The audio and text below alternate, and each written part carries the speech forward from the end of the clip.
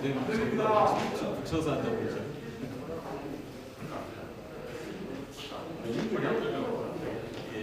준비되어 있나요?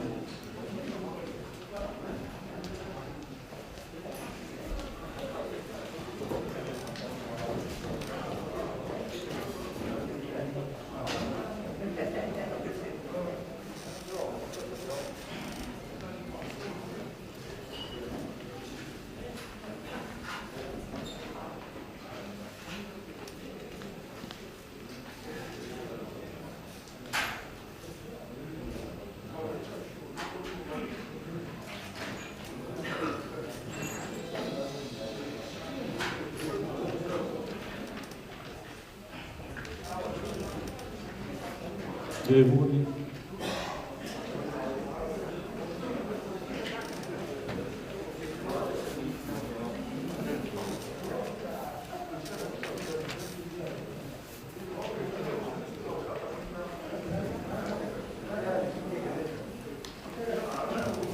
예, 반갑습니다. 송로집필에 함께해 가시는 지역 언론인 여러분 반갑습니다. 김원희고의 옛날 캠프 대변인을 맡고 있는 전남도 의원 최선국입니다. 지금부터 공식 선거운동 개시에 지원한 더불어민주당 기호 1번 김원희 후보의 기자회견을 시작하도록 하겠습니다. 김원희 후보입니다. 네. 반갑습니다.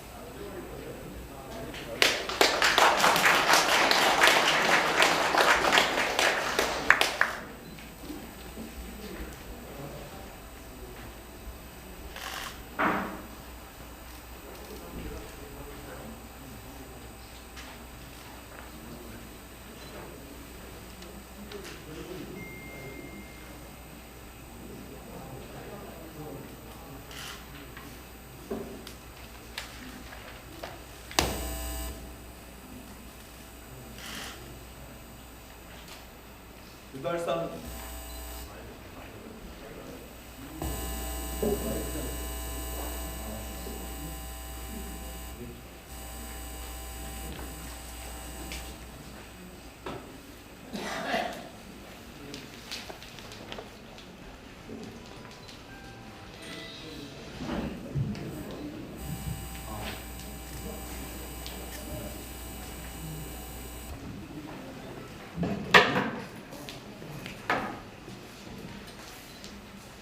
유달산 벚꽃이 꽃망울을 띄우고 바다에선 따뜻한 봄바람이 먼저 봄 소식을 알렸습니다.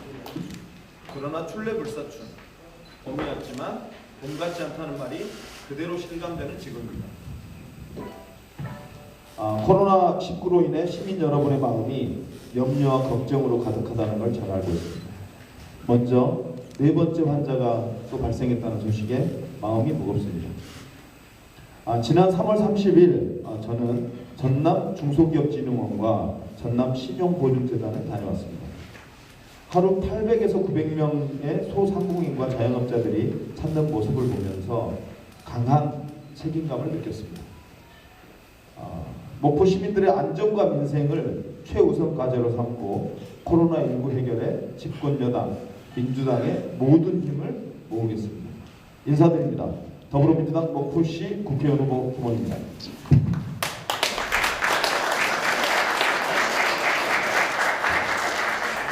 사랑하는 목포 시민 여러분, 그리고 정돈직필의 한길을 가시는 언론인 여러분, 이제 국회의원 선출을 위한 선거운동이 하루 앞으로 다가왔습니다.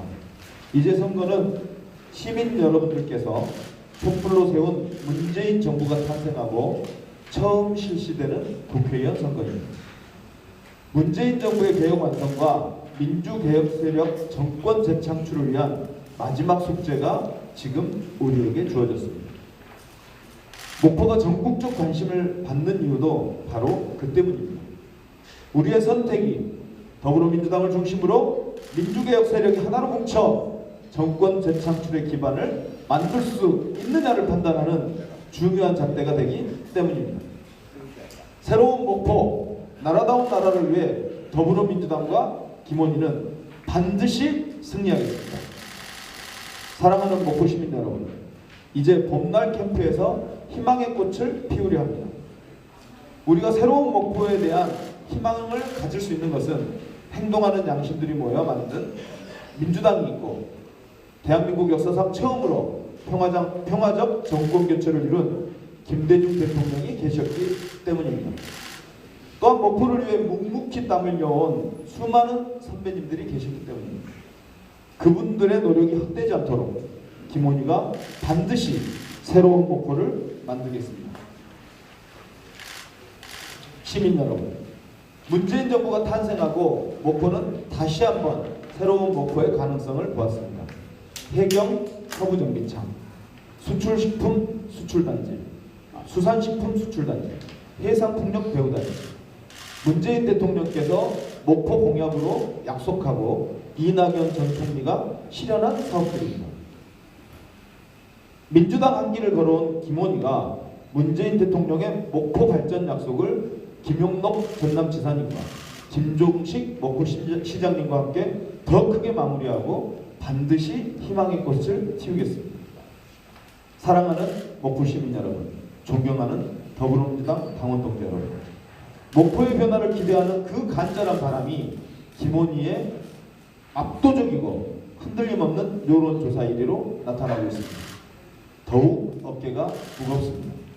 새로운 목포의 출발은 아름다운 선거혁명이어야 합니다. 정치개혁을 위한 시민이 주인되는 선거, 코로나 극복을 위한 물리적, 사회적 거리를 두는 선거, 비방과 흑색 선전이 없는 깨끗한 선거를 실천하겠습니다. 이번 선거는 목포 발전에 대한 정책 선거의 장이 되어야 합니다. 제가 약속한 근대와 미래가 공존하는 동아시아 관문도시 목포를 위해 김원희의 10대 과제, 원팀 3대 과제, 그리고 목포 시민의 30년 수건 사업인 목포대 의과대학과 대학병원 설치 반드시 집권 여당의 힘으로 만들어내겠습니다. 그리고 이 자리를 빌어 목포대 의과대학과 대학병원 설치를 위한 윤소아 후보와 박지원 후보의 노고와 헌신에 감사드립니다. 집권 여당의 김원희의 힘, 윤소아 후보의 헌신, 박지원 후보의 경륜을 합해 목포대 의과대학과 대학병원 유치를 반드시 실현하겠습니다. 시민 여러분과 함께 새로운 목포를 만들겠습니다. 이번에야말로 목포의 변화의 바람, 도약의 기회를 성공으로 이끌어야 합니다. 목포는 최고입니다. 목포의 승리가 호남의 승리를 견인할 것이고, 호남의 승리는 문재인 정부의 개혁 성공과 정권 재창출을 이끌어낼 것입니다. 기호 1번 더불어민주당 김원희를 선택해 주십시오. 감사합니다.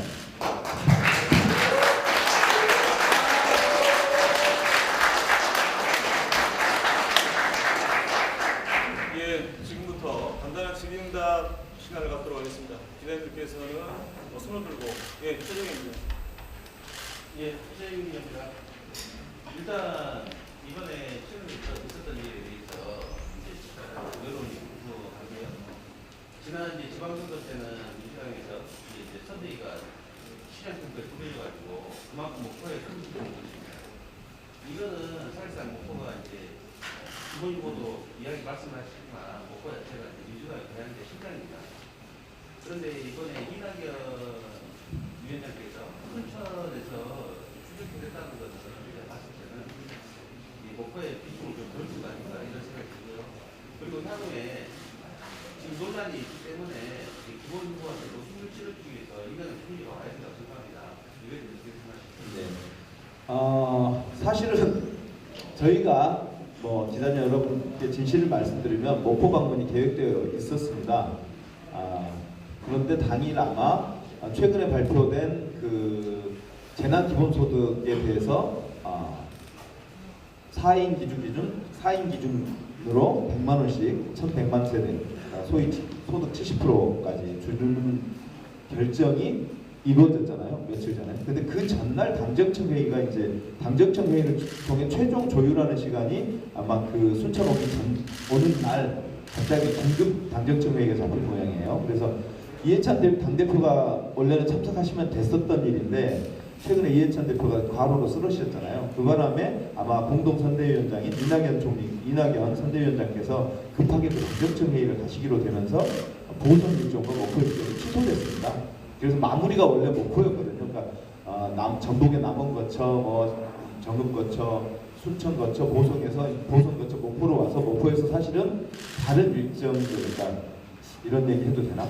하여간 목포에서의 일정을 여러 가지로 준비하고 있었던 걸로 제가 알고 있습니다. 그런데 그 일정들이 긴급 당정청 회의 때문에 무산되면서 순천에서 마무리하고 긴급하게 올라가게 되는 그런 상황이 벌어진 걸로 알고 있고요. 그 바람에 이제 순천이 또 하나의 이제 우리 민주당의 숙제가 있었잖아요. 선거구 획정 과정에서 원래 순천 가불로 나눠지게 되었다가 갑자기 순천의 한 해룡면이 옆에 있는 지역으로 가는 불상사가 있었죠. 그 바람에 이제 순천 시민들이 굉장히 좀 당에 대한 불만과 이 허탈감 이런 게 있었던 걸로 들었고요. 그래서 아마 그쪽을 들리는 걸로 계획을 잡았던 것 같은데요. 어쨌든 그렇다 하더라도 호남 최대의 격전지, 전국적 관심 지역으로서의 목포의 위상이 떨어지는 것 같지는 않습니다. 대한민국 대표 정치인 정치부담 박준 후보와 정치신인 김원희의 대결 얼마나 재밌습니까? 저는 중앙당과 이낙연 선대위원장께서 꼭 오실 거라고 다시 목포에 방문하셔서 이 목포의 격전지에 오셔서 우리 당의 승리를 이끌어주는데 힘을 보태주실 걸로 믿습니다. 네, 저 하나 더 추가해주면 안전하겠습니다. 네. 최근에 이제 그 이낙연 지사 같은 경우는 전남 지사 오셨고 총리 전에 그렇기 때문에 전남대 의회가 서구권에 와야 된다는 걸 잘 알고 있었거든요. 그런데 이제 최근에 이제 정의당부터 시작해서 민생당에서 이낙연 총리를 제외한 김원희 후보가 공격을 하고 있거든요. 이거는 전형적인 정치 공세로 보이는데 왜 중요한 것은 이낙연 씨도 같이 공격을 받아야 된다는 거예요. 그래서 이제 1등 후보인 김원희 후보에게만 집중하기로 정하는 이유가 어떻게 된다고요? 이미 기자님의 질문에 답이 있는 것 같습니다.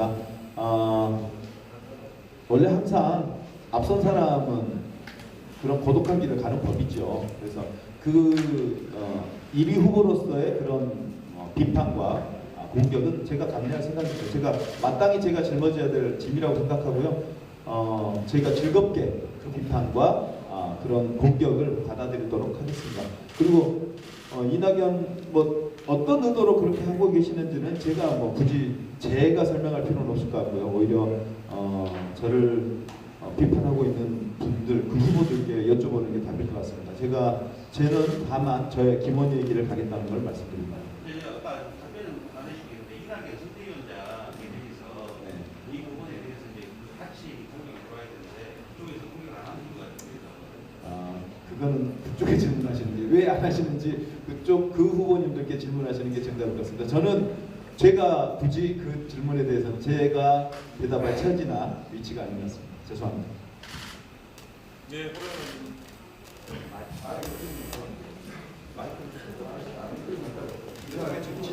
죄송합니다. 유명 사장이 좋지 않아서.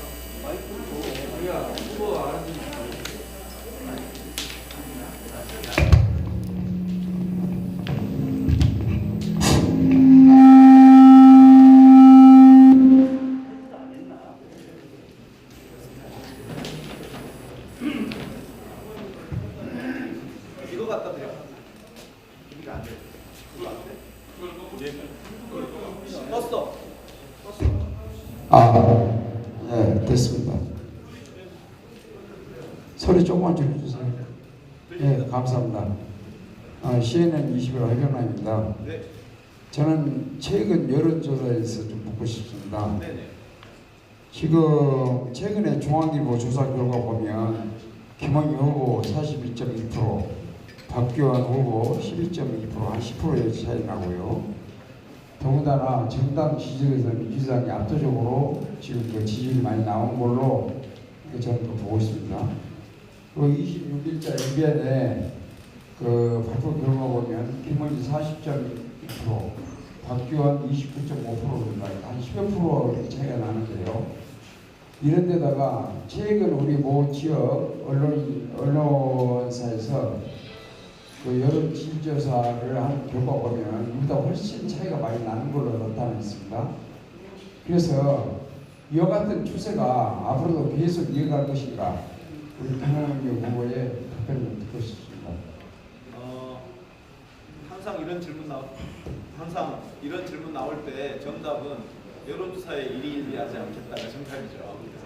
근데 그게 굳이 정답이 아니라 정답일 뿐만 아니라 그런 마음을 갖게 되더라고요. 제가 여론조사에 일희일비하게 되면 제 마음이 흔들리고, 마음이 흔들리면 이 선거운동에 임하는 저의 태도에 나타나더라고요. 그래서 웬만하면 그런 여론조사에 신경 안 쓰고 저의 기본 얘기를 하려고 하고 있고요. 지금 문재인 정부의 개혁 성공과 민주당의 정권 재창출을 바라는 민주당 지지자들의 결집이 계속 이루어지고 있는 것 같아요.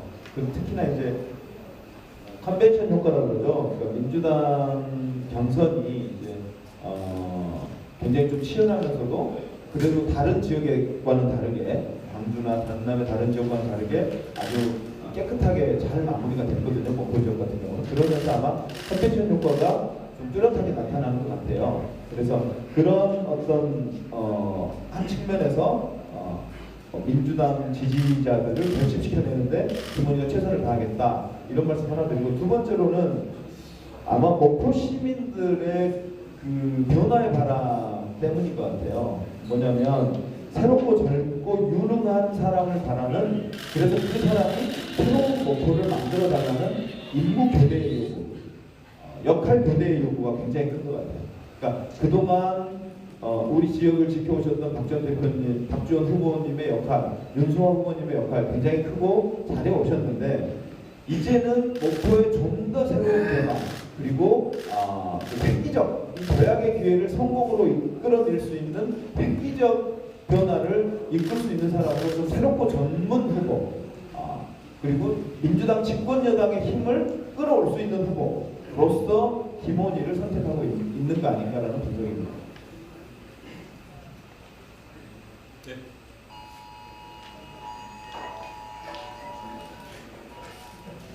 예. 김대웅 기자님. 김대웅 기자. 안녕하십니까. 제1호비전 화방송 정민 기자인데요. 최근에 이제 의대 입시와 관련돼서 좀 논란이 있었잖아요. 사실 이제 그래서 당시의 상황대로 이제 행동을 좀 하셔서 그게 좀 별로 없지 않아 있긴 합니다. 그런데 이제 가장 중요한 본질은 그 의대 유치를 어떻게 할 것인가가 가장 중요한 것 같습니다. 의대 정원을 늘리는 문제, 보건복지부, 교육부, 각 부처의 협조도 굉장히 중요할 거고요. 의사협회의 동의도 있어야 될 테고, 선택을 해야 될 대상들이 굉장히 많은 것 같습니다. 그래서 의대 유치가 사실 이 지역의 수건 사업이기 때문에 어떤 방법으로 이 공약을 실현해 나가실 계획이실지 설명해 주시면 좋겠습니다.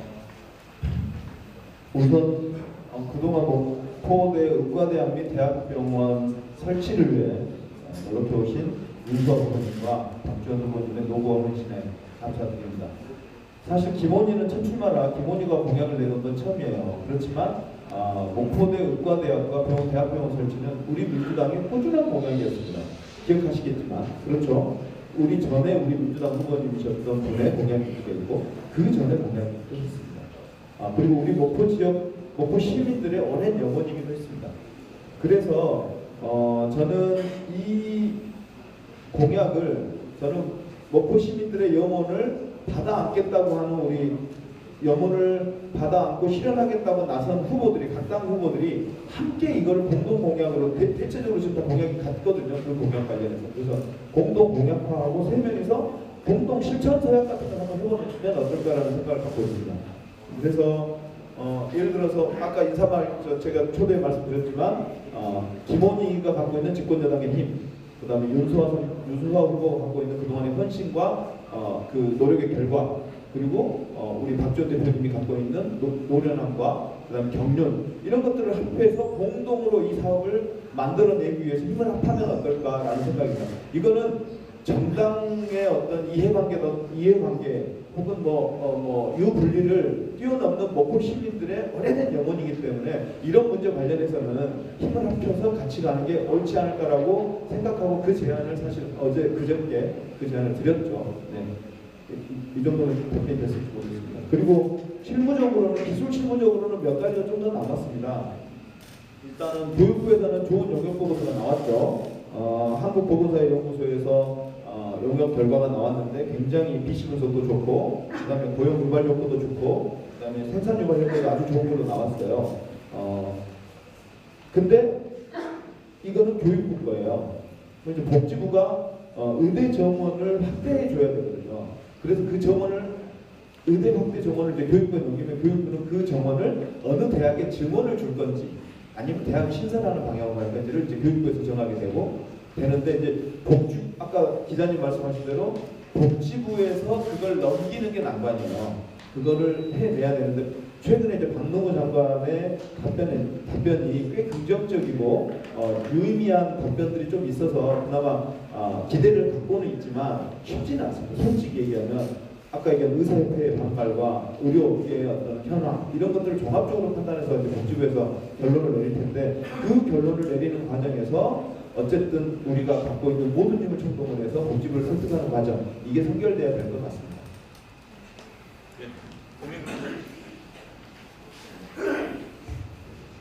예, 고민입니다. 그 본격적으로 선거가 내일 선거 운동이 시작되죠. 네. 지금 조용히 코로나 여건 때문에 조용히 치르자는 선거 분위기인데 혹시 그 출정식을 따로 계획을 하고 계시는지 그리고 또 한 가지 기존에 우리가 그 선거를 하다 보면 로고송이 난무하고 율동이 난무하고 그랬지 않습니까? 그럼 조용히 자제하자는 분위기에서 어떤 가이드라인이라든가 이런 게 있는지 그걸 한번 보고 싶습니다. 일단 율동은 하지 말라는 중앙당의 발표가 있었고요. 그리고 전남도당에서도 아마 지금 코로나19 전국에서 너무 지나치게 분위기, 현재 정부가 안 맞는 분위기가 유출되는 데에 대해서 좀 우려하고 있는 것 같고요. 그래서 정말로 쉽지 않습니다. 쉽지 않고요. 저희들 특히 정치 신인들이 하기에 굉장히 쉽지 않습니다. 그리고 저희 출정식은 최소한으로 하려고 합니다. 그러니까 원래 보통 첫날 한번 집중 유세를 빵 하잖아요. 유세차 딱 하고 모든 우리 민주당 지지자를 한 곳에 모아서 빵 대립을 하는데 그런 방식은 좀 쉽지 않아 보입니다. 그래서 11시쯤에 출정식을 간단한 출정식을 할 계획인데 물리적 거리를 2m로 두면 여기 한 몇 정도 들어올 거예요. 그래서 간단하게 아마 치를 계획이고 지금 여기 이제 고문님들도 계시고 우리 상임선대위원장으로 요청되신 분들도 있는데 어쨌든 그분들과 함께 조촐하게 출정식을 치르고 시작할까 합니다. 그리고 그동안 기왕에 이제 질문을 주셨으니까 이제 말씀드릴 거는 온라인을 활용한 선거운동을 좀 많이 할까 싶습니다. 지금까지 유튜브와 팟캐스트에 많이 출연했고요. 그래서 우리나라에서 좀 유명한 박시영의 눈, 정청래의 시사타파 TV, 그다음에 이동영의 EJ, 그다음에 서울의 소리, 그리고 오늘 저녁에는 알림이 황희도, 청년 황희도 팟캐스트에 출연할 계획인데요. 그래서 유튜브나 팟캐스트 방송에 적극 출연해서 SNS 상으로 좀 소통할 생각이고요. 그리고 페이스북이나 인스타그램, 블로그를 통해서 저희 생각과 저희 활동들을 많이 알릴 생각입니다. 그리고 다행히 이제 페이스북이 제가 이제 최근 많이 활성화되면서 평균 올리는 건수를 보면 평균 300명에서 공유하기가 한 50원까지 나올 정도 나오는데 그래서 그런 방법들을 적극 활용할 생각입니다. 그리고 어쨌든 시민들이 목포 시민들의 눈살을 찌푸리는 일은 없도록 저희들이 자중자애하겠습니다. 예, 최종이는. 네, 반갑습니다. 데이스코 창업 최지우 기자입니다. 네. 저는 두 가지 질문을 드리고 싶은데요. 하나는 여론조사 결과에 대해서 말씀드리고 싶습니다. 지금 여론조사 결과 여론에 지금 보면은 당선이 여론조사 결과로는 지금 높은 페이지에 나와 있는데 당선 가능성에 대해서 선택 방법이 늦게 나와 있습니다. 그거에 대해서 어떻게 생각하시는지 한번 여쭙고 싶고요. 그다음에 경선을 통해서 지금 당선이 되셨는데 경선에 임하는 자세에서 본인이 말씀하셨어요. 경선 누가 선택이 되든 원팀을 구성을 해서 같이 협력해 나가겠다. 네. 경선에서요. 네. 원팀을 구성하고자 했었는데 지금 보니까 성명한 후보 측에서 했던 그 선거를 했던 분들은 지금 현재 국정 투표에 많이 들어가 있는 상황입니다. 그래서 원팀에 지금 실패를 하셨는데 그게 원인은 어떻게 왜 실패했다고 생각을 하시면 잘안 들리. 마스크 벗고 그래서 하시면 마스크를 쓰고 하시는 네네네. 원팀 구성을 하시겠다고 하셨어요. 경선이 끝나면. 그런데 지금 현재 제가 보기에는 실패를 하신 것 같고요. 상대팀에서 활동하셨던 분들이 지금 현재 박정근패 마련에서 활동을 하고 있습니다. 거기에 대해서 어떤 입장을 한번 듣고 싶고 왜 이런 사태가 됐는지 당 차원에서는 어떻게 이걸 해결해 나가실 건지 선거가 내일부터 시작인데 아마 좀 더 치열하게 아마 선거 운동이 펼쳐질 것 같아요. 거기에 대해서 어떤 대책을 가지고 계시는지 좀 궁금합니다. 네. 첫 번째 그 여론조사가 단순 여론조사 가상 대결은 규모가 높은데 이제 당선 가능성은 왔다 갔다 하잖아요. 제가 높은 것도 있고 JTBC 보면 이제 박근혜님이 앞서기도 하고 그래서 제가 1위 하지 않겠다는 겁니다. 뚝심 있게 김원희의 길을 받아보면 먹고 시민들이 현명한 판단을 해주실 거라고 믿고 그 바탕에는 문재인 정부에 대한 튼튼한 지지와 정권 재창출을 기대하는 우리 목포 시민들의 여론이 단단하게 형성되어 있고 새로운 변화를 기대하는 흐름들이 단단히 형성되어 있다는 걸 느끼거든요. 그래서 겉으로 드러나는 여론조사를 믿기보다는 현장에서 느끼는 사람들과 우리 유권자들과 목포 시민들과 소통하면서 풀어나가도록 하겠습니다. 그래서 반드시 승리하겠습니다.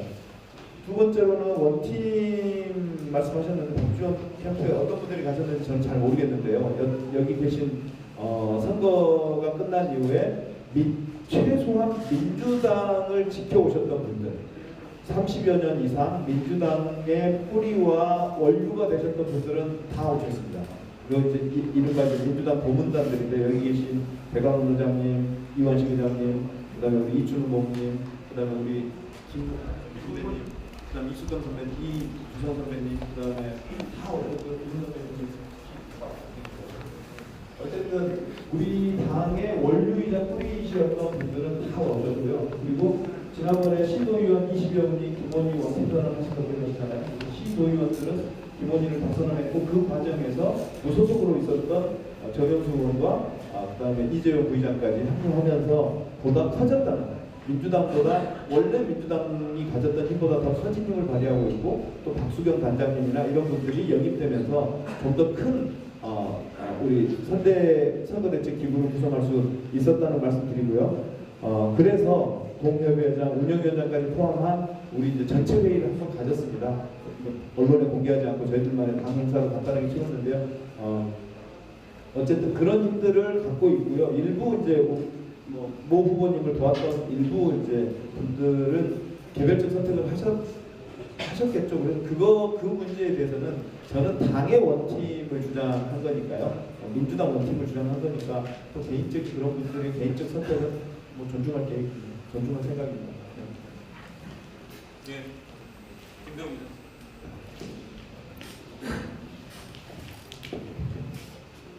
네, 서울대 주의 김대웅 기자입니다.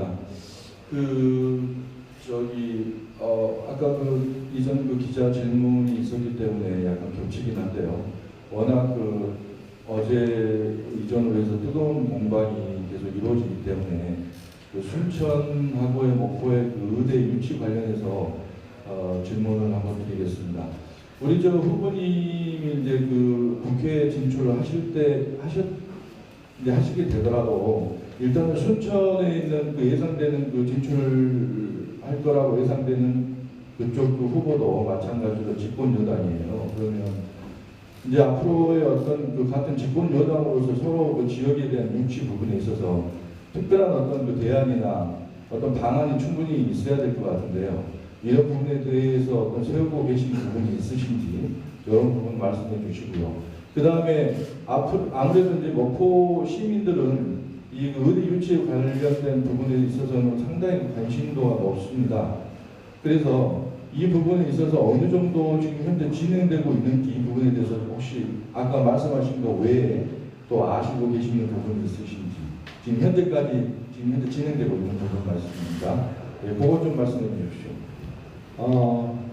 순천과의 경쟁이 있겠죠. 당연히 있겠죠. 왜냐하면 순천도 아주 오래된 그 지역 주민들의 수건사업인데 거기는 근데 순천뿐만 아니라 여수도 뛰어들고 있는 걸로 알고 있어요.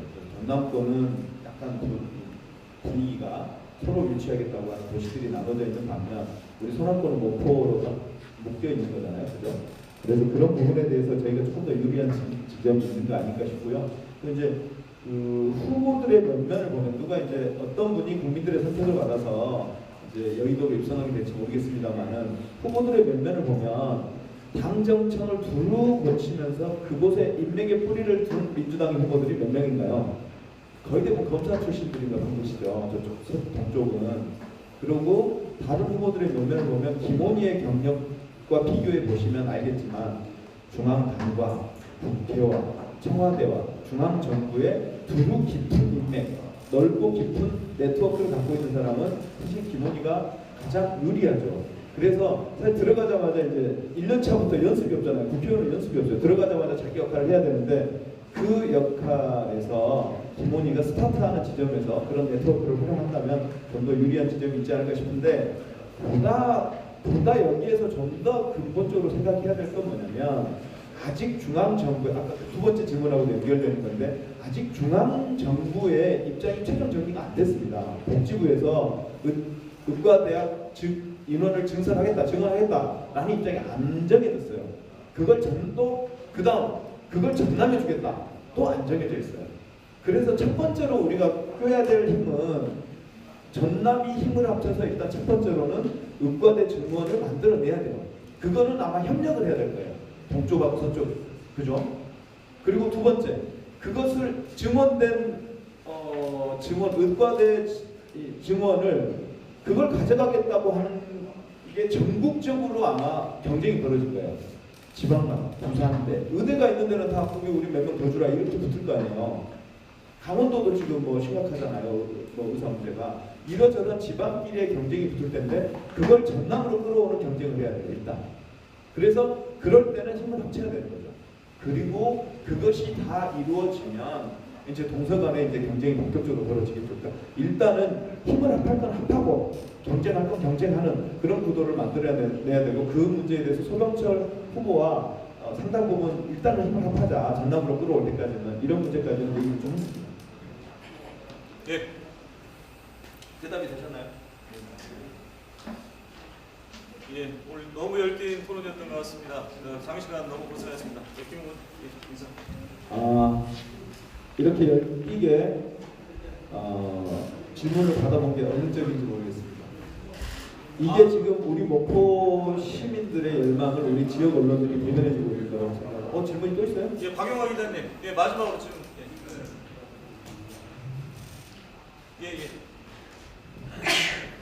매일 건강해갑니다. 목포 의대가 목포에 유치가 된다면은 거기서 발생하는 고용 효과나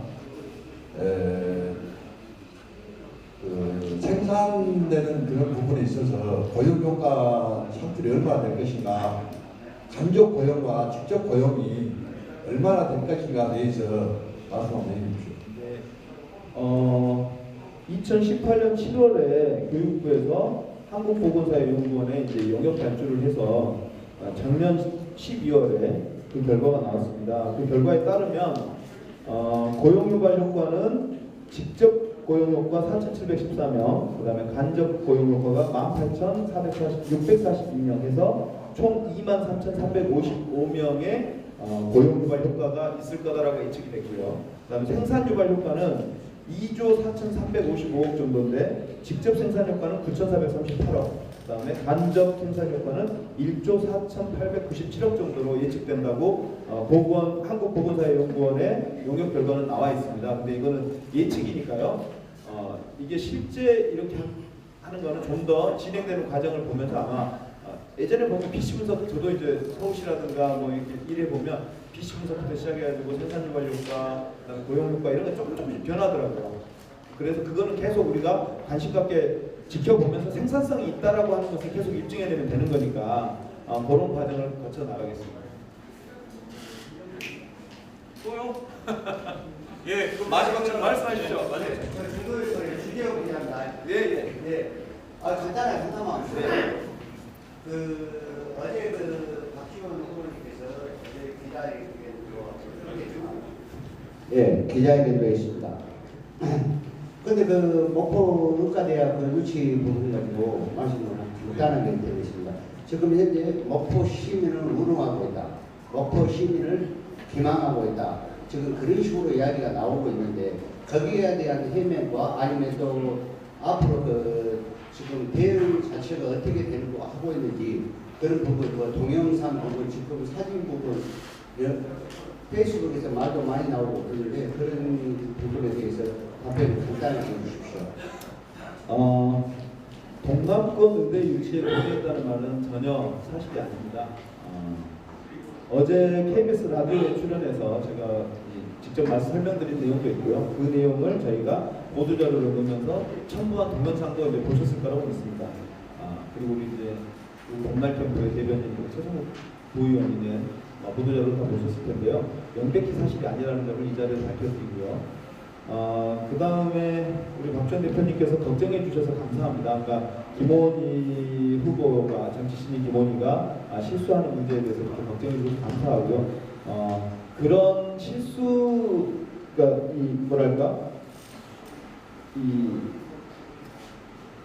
여튼 그런 악마의 편집의 사진 한 장 때문에 여기까지 논란이 온 건데요.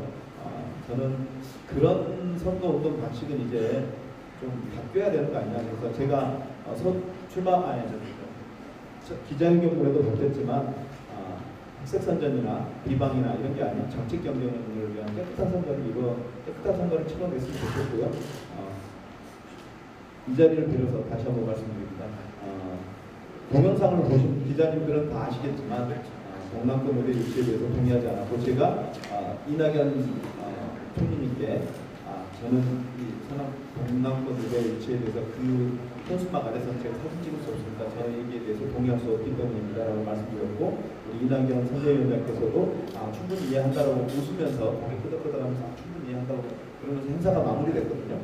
그런 동영상 내용을 보시면 김원희의 진심이 무엇인지 그날의 진실이 무엇인지 충분히 아실 거라고 믿습니다. 고맙습니다. 예. 이상으로 오늘 정말 기자회견이 있었습니다. 이상으로 봄날 캠프 공식선거운동 개시에 따른 기자회견을 마무리하도록 하겠습니다. 하여간 고맙습니다. 정말로 목포 시민들의 열의를 대변해 주시는 우리 지역 기자 여러분들의, 지역 언론인들의 질문과 날카로운 질문을 받으면서 다시 한번 김원희가 정말 잘해야겠구나 생각했고요. 반드시 또 승리하겠다는 다짐도 다시 새롭게 했습니다. 여러분 반드시 승리하겠습니다. 감사합니다.